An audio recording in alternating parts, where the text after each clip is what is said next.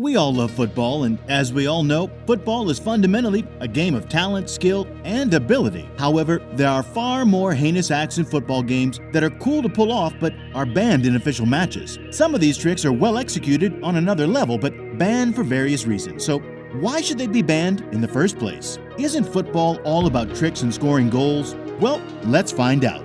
Number 8. Donkey kick free kick.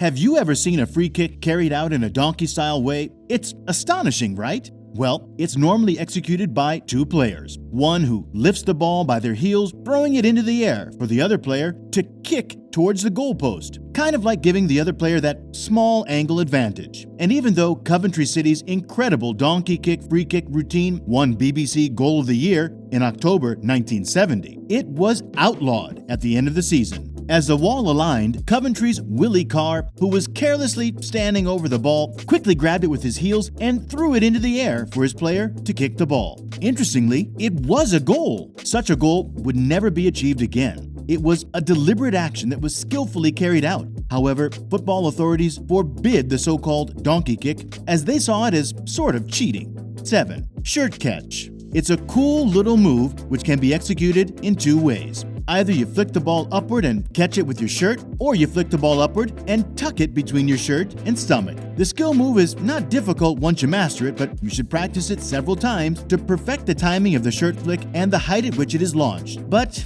it's illegal in an official match. This is despite carrying the ball, your hands are not touching it, right? So why should it be illegal? It's actually rather clever, but the regulators see it as an extension of the player's arm. Jan Gunnar Solli, a right back from Norway, was once booked for doing this during a game. Quite awkward, right? 6. Anti-hand juggling. Although you might not get away with it in the playground, it's a cool little trick. The technique itself is self-explanatory, but people will figure you out anyway. To ensure that you're juggling the ball rather than carrying it, keep it moving at all times. This will give you the best chance of persuading your friends that this action is legal, and good luck also with that. But, well, it's actually banned too. If you try this in an official game, you will surely get a card from your favorite referee. 5. Low headers. Numerous people, including professional football players themselves, are perplexed by this one. According to normal football rules, goalkeepers aren't allowed to catch back passes. However, some players attempt to circumvent that by passing with their heads.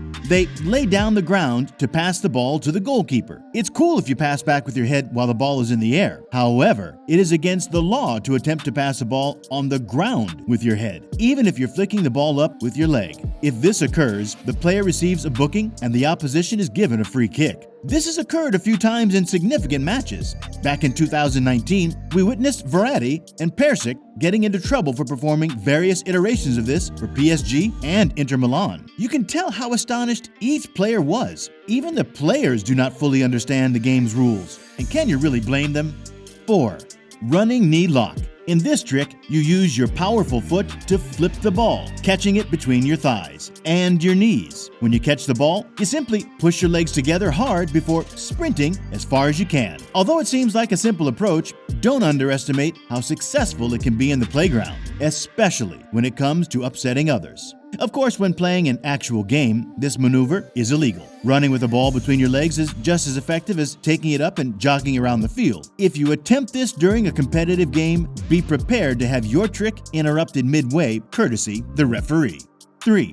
Seal dribble. The two most frequent ways to start the seal dribble are either flicking the ball up from a futsal or kicking the ball up while juggling. After that, you just bounce the ball on your head as long as you can and pray that no one arrives to attempt to kick it away from you. If they miss, they just might strike your face. Although you would assume that it is legal, it's not really obvious whether it is or not. But it was banned because the ball can be kicked off the player's face by approaching players. You run the risk of seriously getting yourself injured.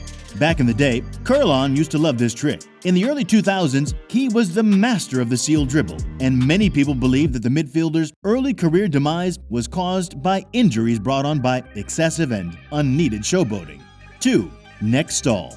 Surely you're familiar with this one. Almost every player pulls off this ruse while joining a new team. They play keepy-uppies for a few minutes before kicking the ball and trapping it behind their necks. Normally, you flick the ball up with your foot to open the next door, but it isn't a bad idea to first place it there with your hands to get a feel for running with the ball on your neck. The reveal, the warm-up, or essentially anything else that isn't a legitimate football game, though, is where it ends. Even while it's not technically against the law, doing it is thought to be unsportsmanlike, and if you do it, you certainly won't receive the best reaction from the opposing team supporters, players, or even the media. Also, don't be shocked if you get a booking for it. Popular players like Lewandowski mostly love the trick while he's warming up for a tournament.